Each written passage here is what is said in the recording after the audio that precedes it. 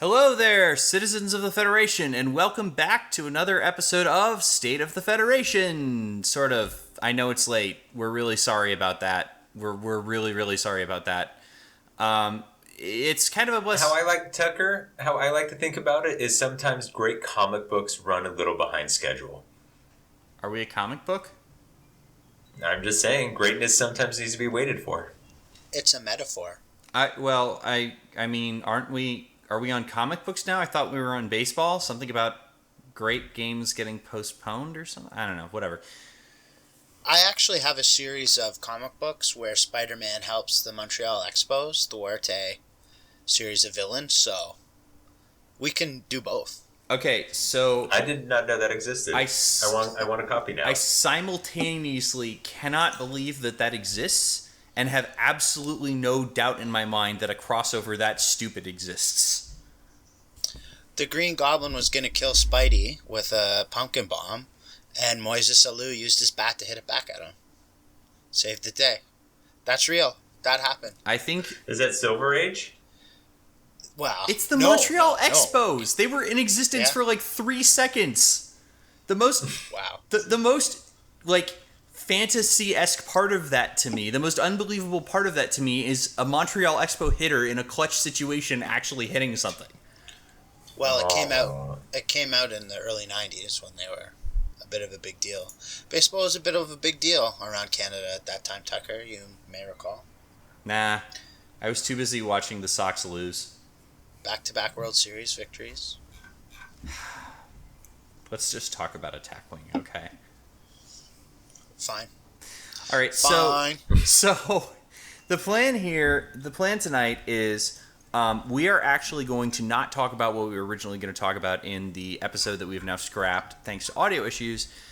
We are going to talk about the Drive OP because at this point, that's the one that most people are going to be playing next. So we have a little bit of a free-for-all here. We've each constructed a fleet, and we're going to sort of discuss why we made the choices we did. And we actually, looking over this list, which I am definitely doing right now, we made some atypical choices here. There are some very... How am I going to put this? I think there will be some surprises in store for you as to what ships were included and what ships were not included. Anyway, I thought I would go ahead and say... why don't we talk about the rules questions of the OP first? Because there are some pretty big rules questions. So Tucker, before that, why don't we actually go over a little bit about the setup of the board and what people should be keeping in mind as they begin to prepare to play? That's fair. With that said, however, you're really just going to have to download the PDF and look at it because the setup is visually very simple, but it's harder to explain over the air. So the best we could do is one of your ships starts beside one of your opponent's ships at one end of the board. There's a finish line in the middle of the board that's one range ruler long, and then in the opposite corners, the rest of your fleets are there, ready and waiting to be activated. So in other words, you basically have most of your fleet set up for a joust on, let's call it the west-hand side of the board. And let's not call it the west-hand side, let's just call it the west side. And your racers, which are your little other solo ships, are set up on the east side of the board, facing west, which we'll talk about in a second, facing the finish line in the middle. Yeah. And the furthest you can set up your ships your racers on the east side is a range 1 ruler, and those ships set up towards the middle of the board. Yeah, they set up half a range to a range and a half from the dead center, right? That's correct. Right, and you also have a situation where you can't be... If your opponent wants to force it, you can't be further than range 2 away from them. That's important. Yeah, we'll talk about that in a little more detail coming up. Right. So, okay. So there are a bunch of major rule questions about this because basically the way it works is you have to race. I'm really tempted to play the Sonic R theme here. I don't think I'm going to do that, but I love that song. but you got to race basically. And while you race, your fleets can't, and I quote, do anything. Well, what the hell does that mean? Good question, because where it is really going to come into play, I think, is whether your ships even set dials. So it is it is my belief that the setting up of a dial is done by a player, not necessarily by the ship. And the specific rule is that neither player's ships, other than the racers, can do anything until, 1, the racer has crossed the finish line, or 2, the 3 mission tokens have been removed from the stack of tokens beside the board. Right. Now, there's pretty wide agreement amongst the community that ships cannot take actions or activate optional triggers. Like lure faked message, for example. You roll defense dice, right? Well, that's a discussion. Whether or not ships can roll defense dice. I am of the belief that it makes the scenario slightly more broken if they can't. But I could see that going either way. Ask your TO. The major exception is things like Varel, for example. You can't cancel attacks. You can't mirror Jedzia Dax to block somebody who's shooting at you. Those are obvious. Things like can they roll defense dice are a little bit less obvious. So I'm actually, on the defense dice, I was leaning towards yes, but thematically, if your ship is stuck and cannot move, then it has 0 agility. So I'm inclined to believe that it can't roll defense dice to stay with the thematics of the OP. There was also an OP recently where if you got too close to... So it must have been in the original movie trilogy. It must have been The Voyage Home. And if you got too close to it, you weren't allowed to do anything. And in that case, you couldn't roll defense dice. That's a good point. That's a parallel situation. So that specifically spelled out that you could not roll defense dice, though. It didn't use language so ambiguous as can't do anything. Well, did it say it can't do anything and then listed that as an example, or? I will look that up while you guys continue to talk.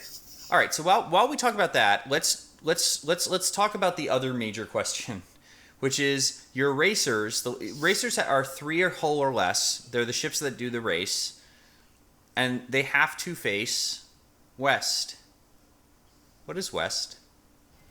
It is a direction. Yeah. Yes. We'll play a little Led Zeppelin. Oh my God. The point of me asking that is, what does it mean to face west? Now, so I'm curious, Tucker, is this a magnetic west or is this true west? it is west, assuming the area on the top of the setup map is north. Okay, just checking. So, in all seriousness, I'm pretty sure, and I have no idea where this rule is from, but I'm pretty sure I remember that in order to check facing west, you extend a line from one of the sides of your bases, and if it crosses this side, you're facing that side. So if I take like a laser thing, which is not a WizKids approved measuring device, but whatever, and extend my, line it up with the right-hand side, let's say, of my racer, and the line extended forward crosses the west side, I'm facing the west side. I'm pretty sure that's how it works, but I have no idea where I got that from. Yeah, it's in the OP. I'll read it. I'm looking at it right now. To determine if a ship is facing the W edge, choose one side of the ship's base. For this purpose, the side of the base extends all the way to the edge of the play area. If the line goes through the west edge, the W edge, it is considered to be facing the W edge. So there you did it in one. You had it in one. There you go. Small problem here is the front side of a base, a side of the base. I would imagine the front side of the base is the one for which the is showing the arc the firing arc of a ship. Right. No, that I'm with you there, but it is. But is that a side? Is the front side a side? Well, I would have to say clearly not, or otherwise it makes no sense, right? Because then it could be. Well, that's sort of my point. I mean, it might make no sense, but let's forge ahead, assuming that your TO has a modicum of common sense. A dangerous assumption, to be sure. So, Tucker, just to clarify, I looked up the Voyage Home ruling, and that says a ship within range 1 of the alien probe cannot attack or defend. So that's something slightly different because it appears the ship can take an action still. It just can't roll any attack or defense dice. Yeah, but I mean that helps in the sense that shows that attacking or defending are things a ship does. Yes, it does provide that clarity. So I guess you're correct to say anything would also then include to attack or defend. I mean, definitely clarify it with your TO, but Yeah. that's my sense as well. All right. So now that we have a rough understanding of what this rules. Well, I have one question though about the dial setting, because if it's players setting dials, right? If that's the sort of semantic argument, how does players move ships not also fall into that? Because ships perform maneuvers. Yeah. Okay. I'll buy that. I'll buy that for $1. So, in other words, what this would look like, what I'm suggesting is, and I will be fair, as others have suggested, is you set dials every round, but they don't do anything unless either the mission tokens have expired or your racers cross the finish line. So I think our idea is that we're going to continue, and as we discuss it, we're going to assume that the dials are set for all the ships when we talk about strategy in our fleets, but that is worth making sure your TO is understanding the implications of that, right? Absolutely. Now let's get to some of these theoretical things. So what do we think are the key points of this scenario? So I think the second component that we need to look at is this essentially is a joust. And one of our shows previously, we talked how many of these OPs come down to being jousts, and this is a clear example that your two ships are set up perfectly, lined up across from each other, and at the end of the day, it's your non-racer ships are going to be running in a straight line and attacking your opponent. The other thing is that in looking at the starting point of your racers, you have a limited number of options in what your range is going to be. It's impossible to be within range 1 of each other. You can be within range 3 of each other if you both set up on the opposite edges of your space, but you can guarantee that you're going to be within range 2 of the player if you set up in your space closest to, at the corner closest to his space. And I think, Joseph, I think that's important for two reasons. One, it's impossible to set up away from range 3, which limits people's usage of cards like lure and faked message on each other's racers. And as we described, the ambush fleets cannot do anything, so they could not activate lure or faked message. And that kind of cripples one strategy. But it does trigger other strategies, such as Thought Maker, which has to be used within range 2. And 1 to 2. 1 to 2, correct. Right, and spoiler alert, my fleet is actually predicated on the exact loopholey nature of that specific interaction. So we'll get to ways around the ambush fleet and racer limitations. But speaking of which, what ways? Another major limit here, actually, that we didn't discuss is that the racers cannot reveal a maneuver faster than 3. Yeah, that's not incredibly limiting because I checked all 3-hulled ships or less don't move faster than 4 anyway. So it's not as limiting as one would imagine. Well, if it's the difference between getting over the finish line and not, a 4 and a 3 is the difference between getting over or not, that's limiting indeed. Well, something to point out is that your first maneuver cannot be greater than 3. But if you have cards that activate second maneuvers, then you can use different maneuver templates. Right. It's worth mentioning. The rule is very specific. You cannot reveal a maneuver greater than 3, but you can perform a maneuver greater than 3. For things like Ion Thruster.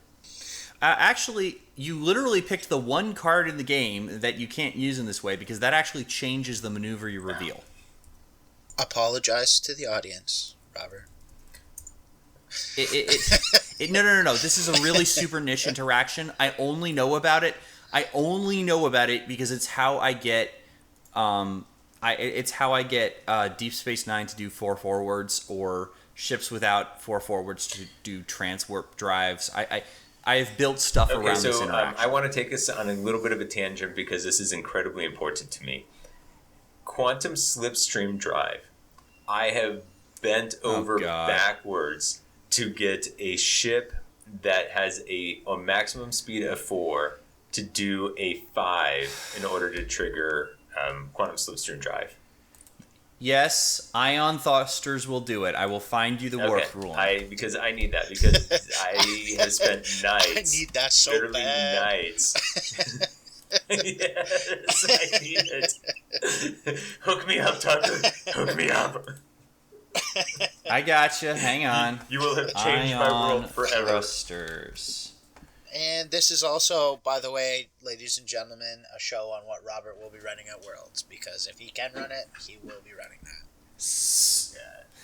So, in a thread titled Wave 2 USS Excelsior Transwarp Drive, the question is asked, can you reveal a 4 maneuver, use Transwarp Drive to make it a 6, then use Ion Thrusters to make the maneuver a 7?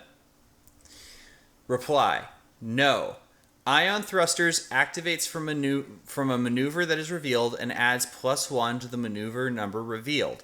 It can turn a 3 into a 4, which could activate Transwarp Drive on a ship that does not have a natural 4 maneuver. Wow. How are you feeling right now, Robert?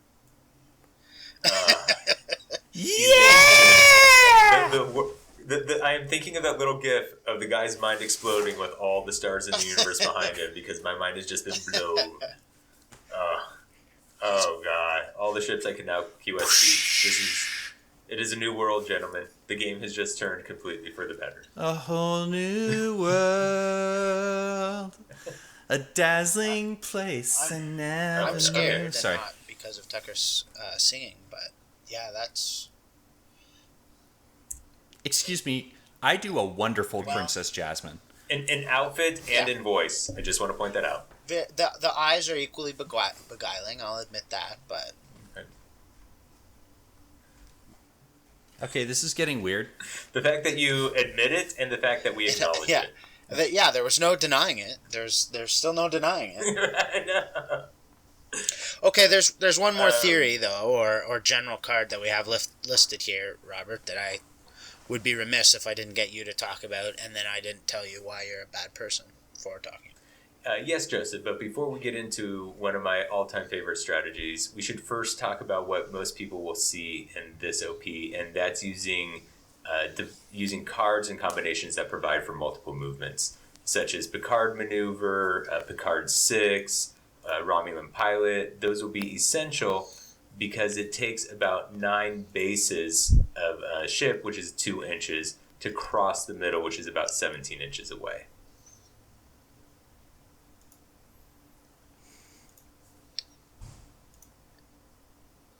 Yes, sorry. I just I was running through that in my head. Yeah. So in other words, basically, look, it is very possible through a variety of means to cross the finish line on the first turn, and you should probably do that. So what? A quick list? 6 Warp jump. Warp jump's actually kind of interesting because it may not get you across the finish line. If your opponent's ship moves far enough, it may block off range 1 of the finish line, or range 3 of the finish line. Right, and another thing about it is it doesn't technically move you itself. We were looking for a ruling on this, but we couldn't find one. Right? Yeah, I guess that's one of the things we should have covered previously. What is crossing the finish line? Yeah, agreed. I mean, I guess that's another thing to check with your TO because there's some ambiguity for sure. Right.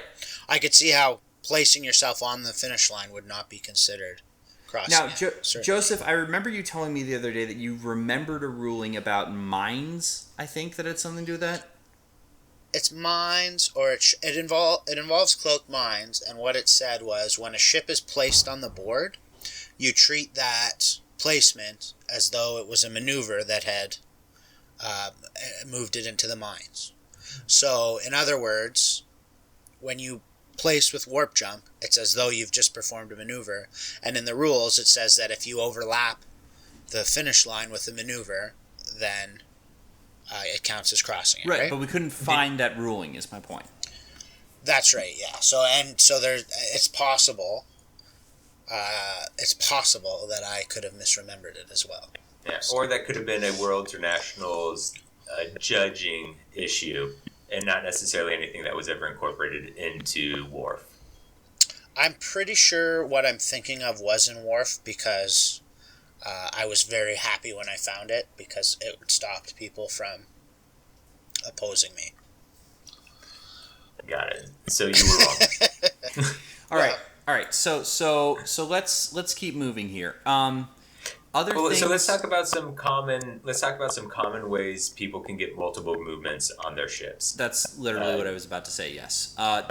Obviously, there's the best admiral in the world, Admiral Forrest. Yes. I actually don't like him in this situation because it's only a 1. Well, I would prefer something that has more range capabilities. Sure, absolutely. But remember, and this is important, banks are longer than straights. So his one bank is actually about the equivalent of a 2 straight in terms of distance forward moved. That's something to bring up in general that players need to also remember is that the 1 bank is proportionally longer to the 1 straight than the 2 bank to the 2 straight and the 3 bank to the 3 straight. Right. For some reason, when they were cutting these templates or when they put in the order for the templates, I believe it's something like the 1 straight was, all of them are in centimeters except the 1 bank, which is in inches. No. Yeah. If you play Star Trek, if you play X-Wing, you'll notice a significant difference between the 1 bank in X-Wing versus Attack Wing. It's a nightmare. It's a nightmare going back and forth. Anyway, before we get too distracted by the realities of the metric system, let's go ahead and look at some of these other cards. Because some of the other, we already mentioned the Picard maneuver, which is an action, lets you go 5 forward, basically. Some like quantum slipstream drive, which we've mentioned, is not going to work here because you can't get a 5. There's no way to get a 5. Correct. What else is there? Well, there's some ones that aren't as played much. The starter has one, actually, which is engage.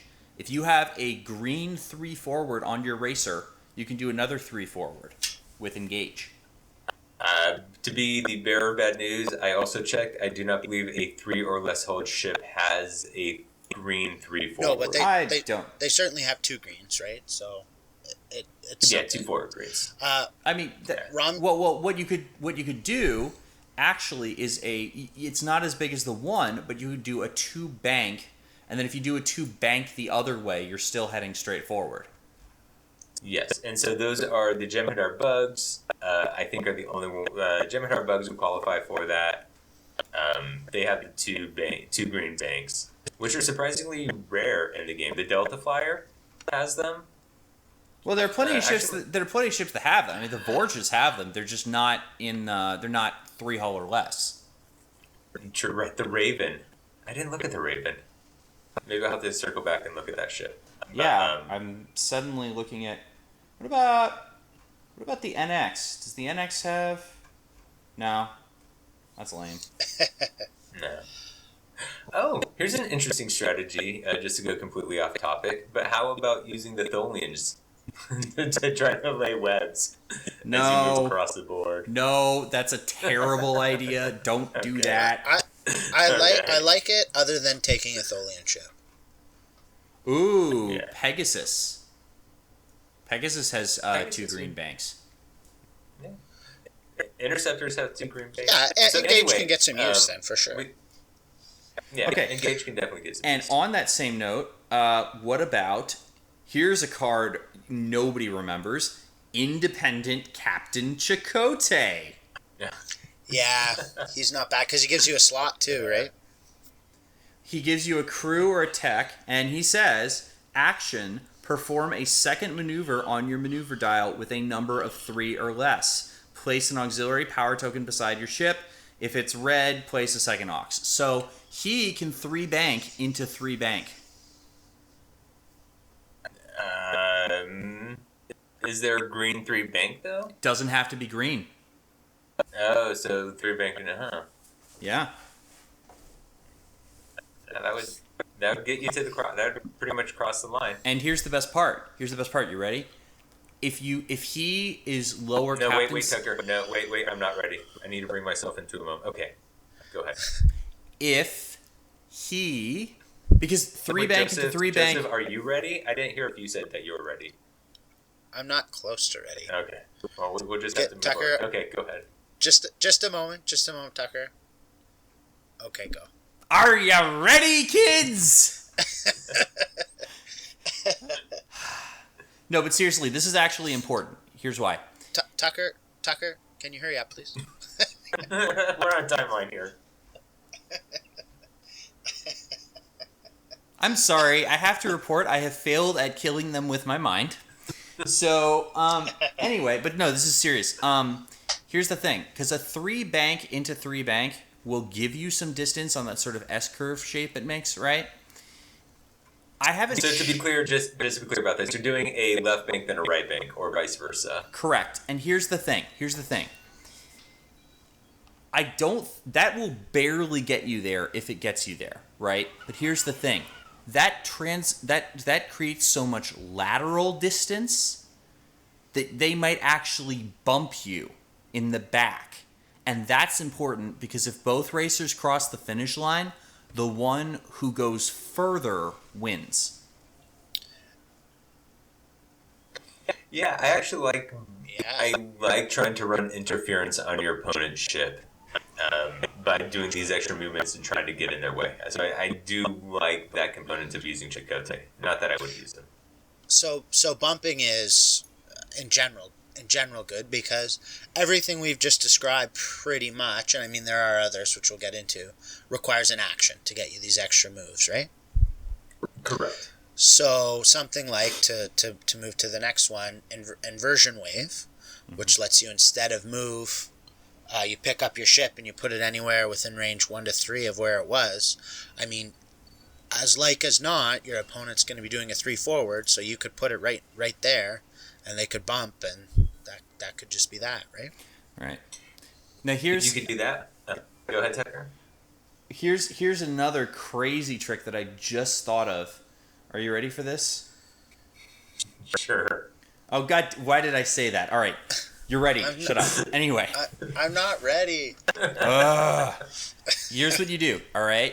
You take a cloaked ship, okay? Maybe one that can cloak as Sensor Echo as a free action, all right? You do a bank maneuver, and then you use Sign-On to Sensor Echo 3, but since you're banked, you'll gain forward distance on that. You actually brought up something I was going to mention. You can use, I believe it's Chang's, not Chang's Bird of Prey, maybe it's Captain Chang, that allows you to do a Sensor Echo before you move. Yeah, so you can Sensor Echo 2 to 3 times. I think there's other cards that give you Sensor Echoes as well, and just try to float over the board. Well, here's the problem. You mean like use Chang to do a 1 Sensor Echo and then move like 1 forward and then sign on like another 3 to the side? No, so what you do is you do a white 2 turn, right? And then you do a 3 Sensor Echo. Oh my God. Oh, you could do a white 3 turn.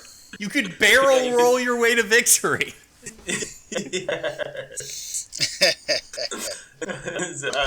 No, that would come pretty close to doing it though, wouldn't it? You do a white 3 turn and then you sign on and you get the additional base length of space because of the Sensor Echo.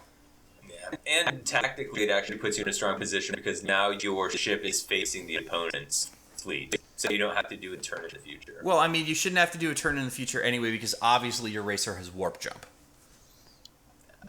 We'll see. But not everybody.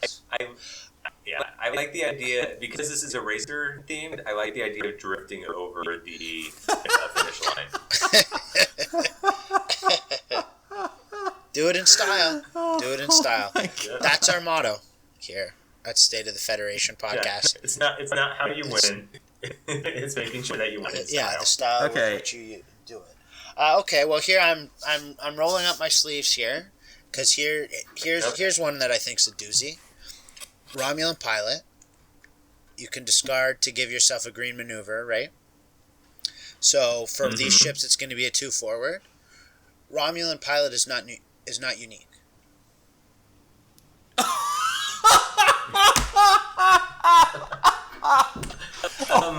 What is the ruling on being able to perform the same abilities on a ship? Is that only actions? It's only actions, because you're allowed to interface multiple times in a turn. That's when I looked it up. So You are correct. So the Robinson with with 4 Romulan pilots means you get to do 5 2 banks. and there you have it. You might even be able to just, stay the line and just go right off the board on the opposite edge. And how's that for style? Please don't do that. Please don't do This that. scene is getting old anyway, man. And fight it out with your 2 remaining ships. Okay, so for anybody listening at home, the vast majority of these plans are terrible. Please don't do these things. No, I want them to drift. It Please? needs to be done. The drifting one, I mean, the only thing is it requires you to have the Chitang, which is a prize pack from really far back in the day. But you can probably... As is Romulan pilot, so that's $40 a pop, probably. $30. Yeah. Plus, you need a way to do a free action cloak and sensor echo on a ship with a white 3 turn, which is actually pretty hard to find. All the Burrells have white 3 turns, Yeah. and you could use Lursa. Lursa? Is that the guy who turns a red maneuver into a white maneuver? Lursa. and Baitor. Lursa. Oh, Lursa. Sorry, Lursa. Lursa and Baitor, yeah. Robert doesn't remember names. Um, He wouldn't involve himself with women like that. I think Burrell turns are 3 turns are red, though, aren't they? No, Cavorts are. Cavorts are 3 red turns. Burrells are 2 are white turns. So they are. Wow, just looked it up. All right. Rock on. And they have hull 3. Ooh, you could do Borg Burrell. I think Robert did that. Yes, but not as a racer. You could do it as a racer, though. Yeah. This actually also brings up another idea. Is you could try to blow up your opponent. So moving from our zany, I think we should move on from our zany multi-movement ideas and go to the other real one, which is actually trying to attack or destroy your opponent's ship. Since most of the time it's going to be a pretty small hull ship that you're facing. Hey, guys. Guess what card is awesome in this scenario? It starts with a C and ends with a Loked Mines. Yes, I actually disagree with Cloak Mines. I don't think Cloak Mines are going to do sufficient damage to destroy the opponent's ship. And if you see Cloak Mines, you have to run through them because your objective is just to go through to the finish line as fast as possible. Right, but your it's goal is not to save your racer. Yeah, but it's a 3-point tech. It costs literally nothing to run. It costs 4 points maximum. And, it may not work. It may well not work. But if it does, it will completely ruin your opponent's day. And if they're planning to, just do it honestly and go 3 forward, 3 forward, and 3 forward, it may well kill them. Because the first 3 forward will put them in range, and the second 3 forward won't get them out of range of the cloak mine. So it punishes people who are being, forthright and honest, which is good. Yeah. I preferred phase Polaron beam in this situation because you know that the opponent's going to only have 3 hull on their ship. Well, I mean, hell, just do Chronoton torpedoes at that point. Torpedoes are range of 2 to 3, and there's the likelihood that you're going to be within range 1 of your opponent at different times. I mean, depending on how people move. Okay. That's true. That's true. I thought Tucker would have screamed this already, but I stab at thee. If you really want to blow him up.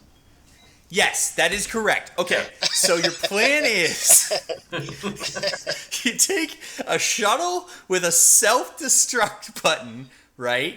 And you take all of the copies of I Stab at Thee. Or this is another fun one. You take multi-kinetic neutron mines, right? And you blow them up yourself over and over again. Try to catch them before they hit the other racer. With I Stab at Thee. Well, I stab at... The neutron mine isn't going to come into play until the second turn, which might already be too late, right? But I Stab at Thee, you have a legitimate chance to kill your opponent's ships if you can move, or his ship rather, if you can move before them. And then if you can build it, which I don't think we have, but if you can build it cheaply enough that you're killing a bigger ship, then it's kind of to your advantage. Well, okay, so in the interest of time, I'll just say I did an entire episode of Battle Stations about a ship designed to blow yourself up repeatedly with I Stab at Thee. You can go listen to it. It is episode, I want to say 14. So what I'll just point you there if you want to, do the awesome thing and blow yourself up. Yeah. One other card I do want to bring up because I think it is useful in the situation is the energy dissipator. Simply because if you hit with the energy dissipator, they can only do a 1 forward the next turn. True. But they're gonna just blast away. They're gonna be foresting or Picard maneuvering. Like they're gonna I mean, yeah, it's also like the energy dissipator. It's not a rear firing arc weapon, right? No, I would put it on the Reliant. I usually put the energy dissipator on the Reliant to get the +1 tie and to get the 1 That's a good ADR. idea. But even so, I mean, because remember, part of this also is, and I don't know if we've mentioned this whole locked out of moving and shooting thing only happens for 3 turns. Right. So, like, in order to keep them even within range 1, you're probably not going too fast. You're probably going to wind up crossing the finish line, honestly. You'll get maybe an extra turn, and it just doesn't seem worth it to me. I think if your strategy, speaking, as a cutthroat competitive person, if I was going to employ the strategy of blowing up my opponent's ship, I would want to be able to do it in the activation phase. If I couldn't do it, then I don't think it's a viable strategy. I mean, it could work. It could win you some games, and it could be fun. But if you want to go 3-0 at your OP, you need to be able to do it in the activation phase. Right, and the only ways I know to attack in the activation phase just aren't, like, they aren't going to work. Like, for example, obviously we can't use Admiral Worf, we only have 1 ship. Energy weapon is species 8472 only, and they don't have any 3-hull ships. There just aren't a lot of options to make this work. Right. So with that in mind, I think we should jump to the... we should discuss what I've been avoiding to talk about because it's my ultimate raid strategy. And just to ruin it at the outset, but that is using Admiral Madrid to run interference. I will ruin that at the outset of everything. So what We should Robert just open every episode with that. what Robert means is Gol Madrid will screw up a lot of these strategies. You can't use an elite talent if you don't have an elite talent slot for it. So you can't use, Picard maneuver if your captain can Gol Madrid it. If your captain is Chakotay or Picard 6, you can't use it if he's dead. But you know what I just realized, guys? You know what he can't hit? Crew. So he can't hit 4 Romulan pilots or Sign-On. No, they're burning off. But you could theoretically use Arturus, who could disable a captain or disable up to 2 crew, and that might be sufficient. He's much better than Gol Madrid. Which is not something I thought I would ever hear. Well, in general, I think he is, but especially here. Because the problem with Gul Madred is, you can if their plan is to Picard maneuver and you can kill their captain, and you do that by taking Gul Madred as an action, as an admiral, so your captaincy is low. You can totally disrupt their plans. They're a sitting duck, but if they roll that evade, or battle stations rather, then that's it. They're gone. They've Picard maneuvered. Joseph. Yes. Remember, Gul Madred doesn't even give them a chance to roll for Picard 6 or Chakotay. Okay, true. That's true. Those are more niche ones. Yeah. We would probably see higher scout captains. I disagree with that. Right. I really disagree with that. I don't think most racers are going to be running high skill captains. I think they're going to be running 6 or less. Yikes. Well, let's see. I think only one of us. Joseph, what captain are you planning on using? For my racer? For your racer. He will be high. Yeah, he'll be high. Yeah. Okay. I mean, that's the thing. I don't even have a captain card. I'm getting around that. I'll explain how later. It'll probably be core. You're putting core on the racer? Why don't we jump into our builds and discuss those things? All right, yeah, that sounds good. Robert, why don't you go ahead and start? Okay, so moving on to my fleet. My theory in this is that most players are going to commit an extraordinary amount of points to their racer, and so I wanted to have as few points on my racer as possible to reserve those for my actual fleet, while still ensuring that I could do as many moves as possible. And I think I would see something like Thoughtmaker or attempts to control my movement. So what I did is I used the USS Reliant, which is one of the cheapest 3-hold ships that has a 4 forward, coming in at 20 points with the name ship. I liked Jean-Luc Picard's 6 to disable my shields in order to get an additional maneuver, Romulan pilot, and because Jean-Luc Picard is in action, I also bring along Janice Rand to trigger my talent. But my talent in this situation is not Picard maneuver like a lot of people would think, but it's actually infiltration. And infiltration was a talent that was released with the Robinson, and it says that if I am within range 1 to 2 of an enemy ship, but no friendly ship is within range 1 to 2 of my ship, I can then discard this card to prevent all attacks against my ship.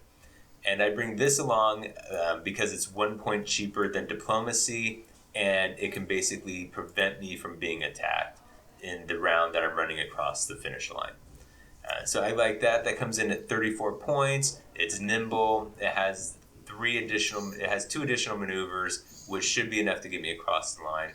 And then for my core fleet, for my main fleet, I just bring a Borg Burrell with core and Drex to get rerolls, and the USS Defiance 1764 with James C. Kirk, Admiral Worf, just again throwing lots of dice, as many dice as possible with quality, to do damage in the joust.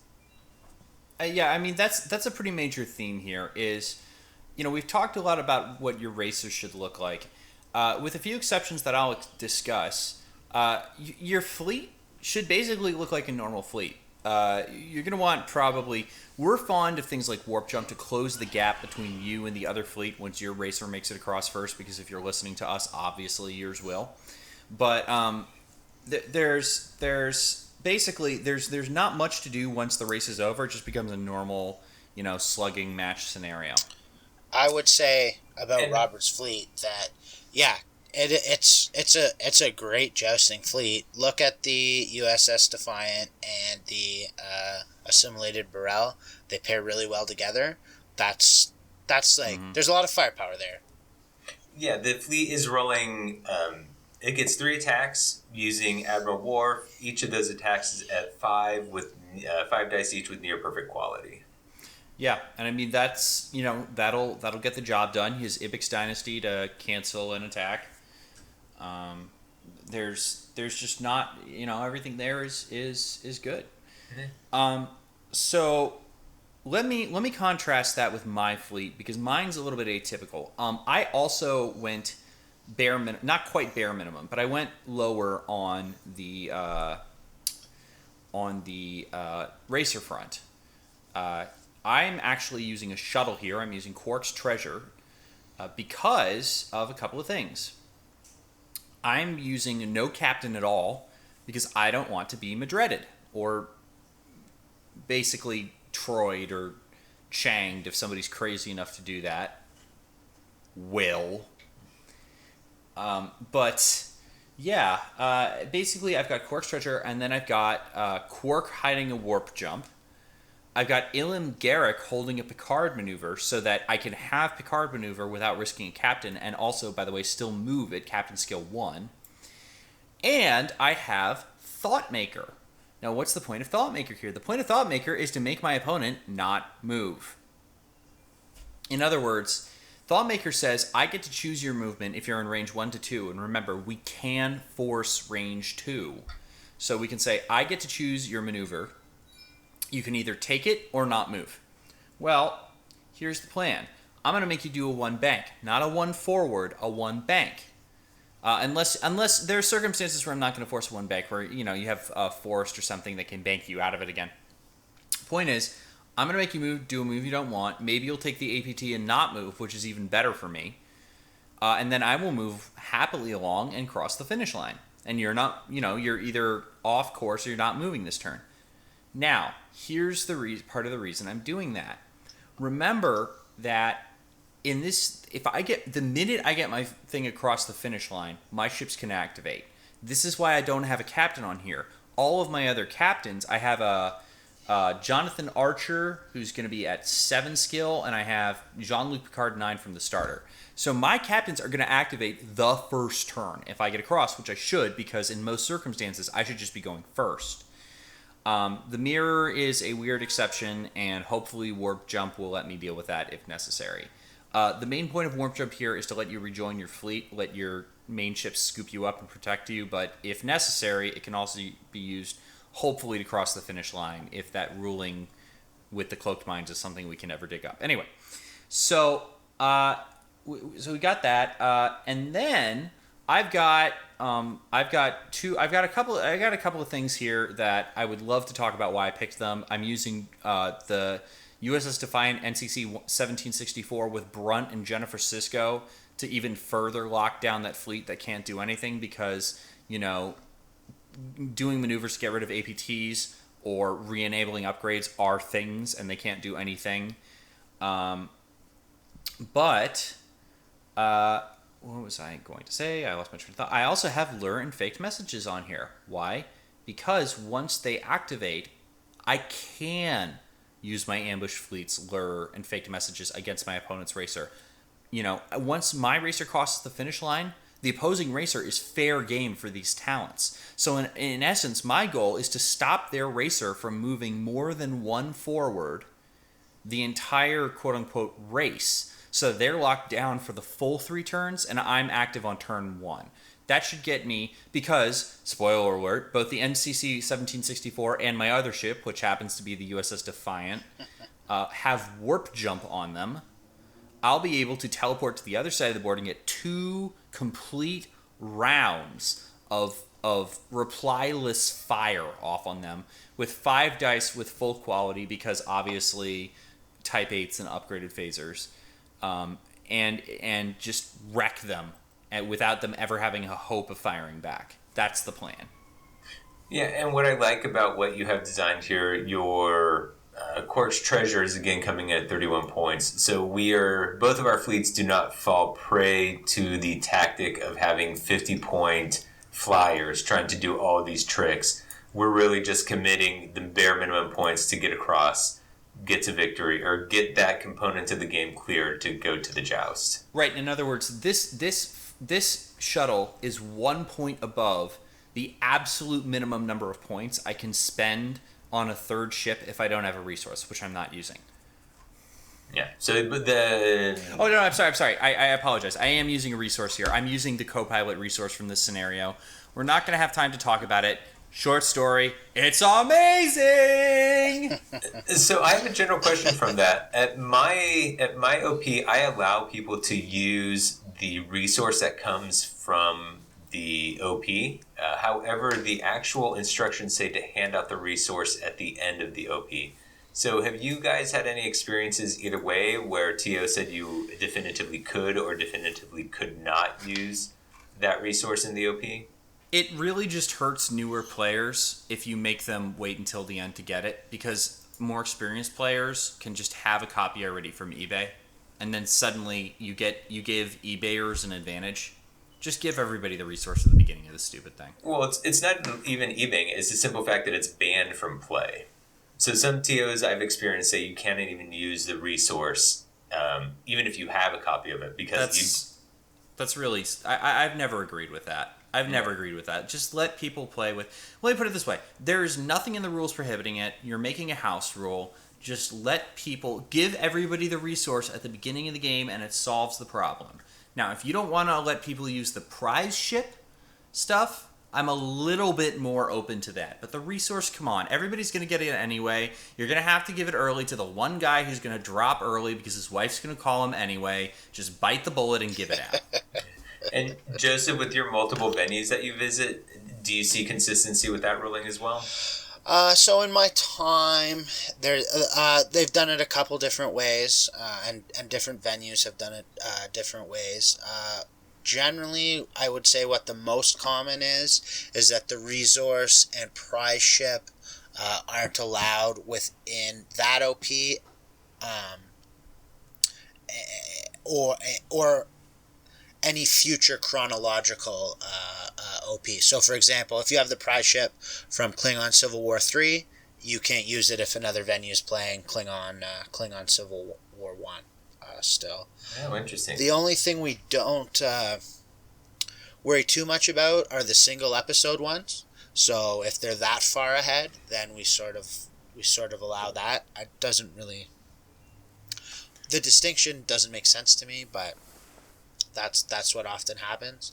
The only venue I ever played at where they gave you there was one venue who gave you the resource, and then people could incorporate it into their fleet, and then it added confusion because people were playing two resources. I remember going against the resource fighters who had improved shields, so they were the Fed fighters were adding two shields, I think is how it worked every round, just to get a pip off of them.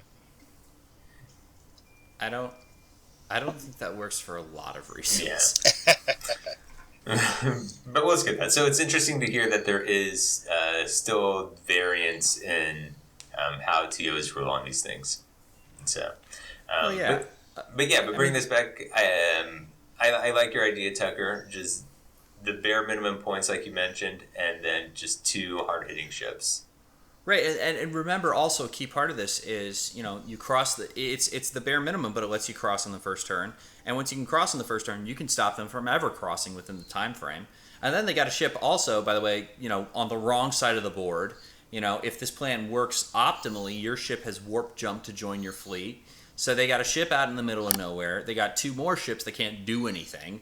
I mean, if you can't win at that point, oh boy, that's not a good look. Hey, speaking of winning, Joseph, what did you do? So my premise, in the end, was kind of the opposite of my first conclusion when I looked at the OP, which was that it's actually very hard to break. I thought it would be very easy to break, and so my thinking was that your actual best plan is just to get your racer over the finish line as quickly as possible, and join it up with the rest of your fleet, and for that racer to be as good of a combat ship as possible. So I took the USS Hathaway, obviously it being the best ship in the game. I put on upgraded phasers and Type 8s. I also put a warp jump on there, and Consing Captain C, Captain Skill 6. Just for not clarity. for long is the captain. Just for clarity's sake, he's putting on Sakona to get the extra weapon slot. Right. And this is also not your racer. This is your ambush fleet. That's right, yeah. And in my ambush fleet, that's paired with the Stargazer. That has the starter Jean-Luc Picard, Admiral Forrest, also a warp jump. And then it's got upgraded phasers and Type 8 phasers through Arsenal being placed on there. Okay, serious question. Why is this not the Defiant NCC 1764? Because the Defiant NCC 1764 can't back up. It can. It does a 2 back, but it just doesn't have a 1 back. No, but it's a red maneuver though, right? It's a red for the Stargazer as well. But the Stargazer has the ability to disable shields to remove the Aux power token. I see where he's going with this. Yeah. So it can stay in place if it needs to. It also has warp jump, and then so for my racer, in a rare nod to, I guess, the fun of Star Trek, it's the USS Defiant. It's got Picard maneuver, and the idea is you're just gonna blast through the finish line. You're gonna activate your ships. They're going to do 4 forwards, and then just like the Defiant, when they left Deep Space Nine and joined that Federation task force, on the second turn, it's just going to do a hard 2, and your ships are going to be lined up, ready to destroy your opponents. Yeah.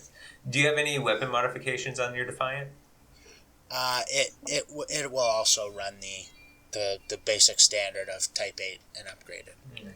Interesting. So my approach in this was sacrifice my little racer, and both of you seem to be finding ways to protect it. Joseph, by you having it be a hard hitter itself, and then Tucker by yours warp jumping behind to be protected.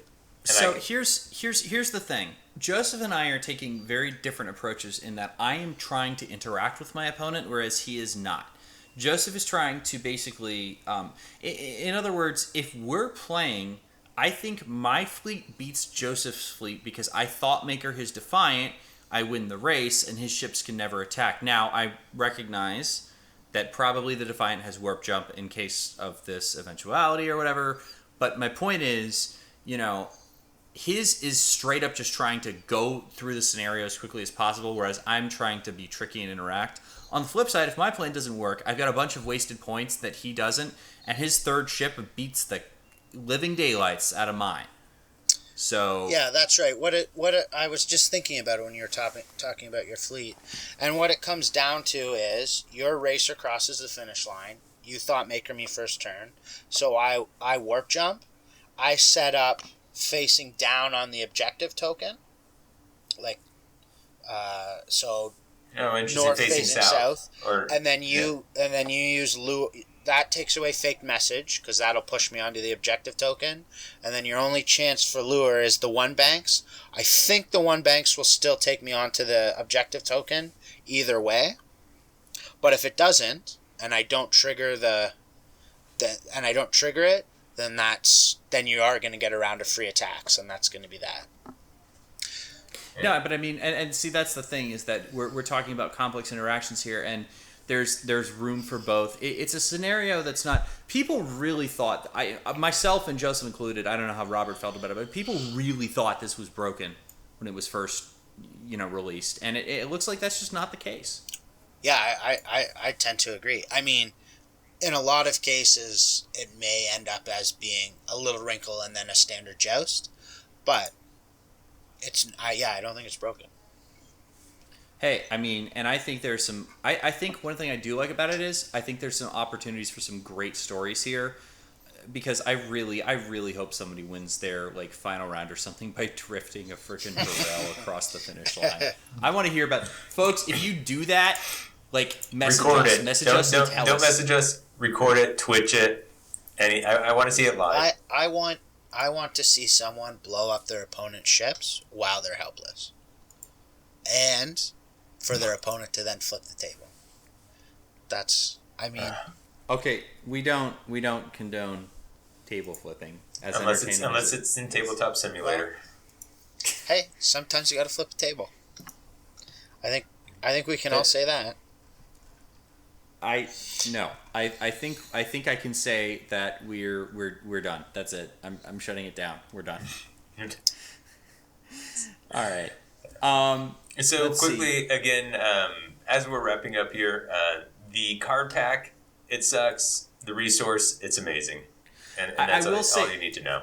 I will say this. I have come around a little bit on the Delta Flyer 2 itself.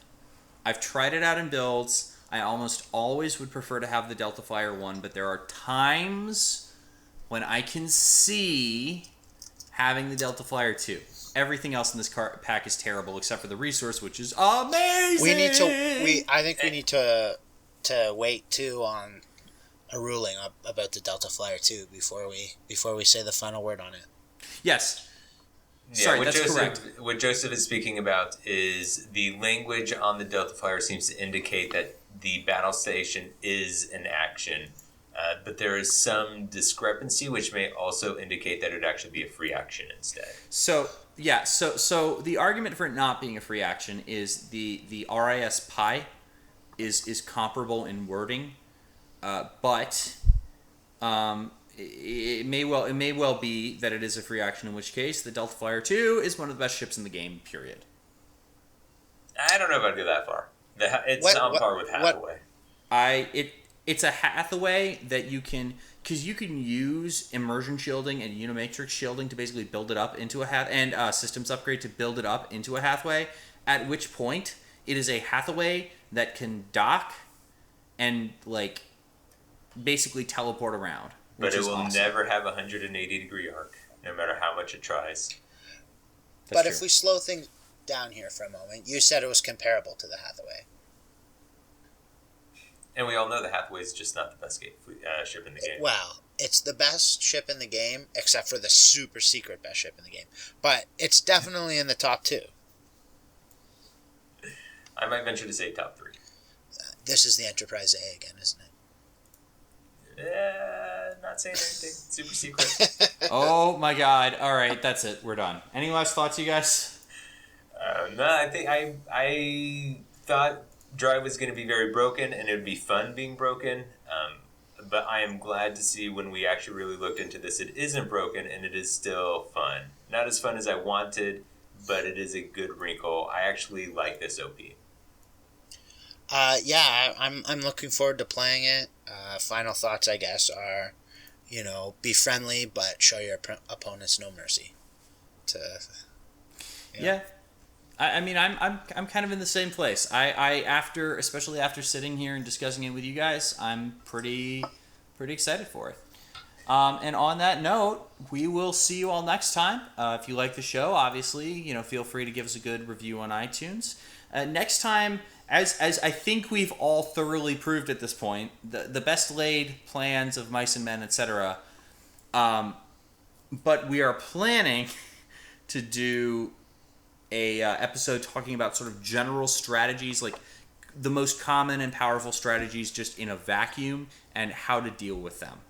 So look forward to that. But until then, dials down and may Q be generous with your dice.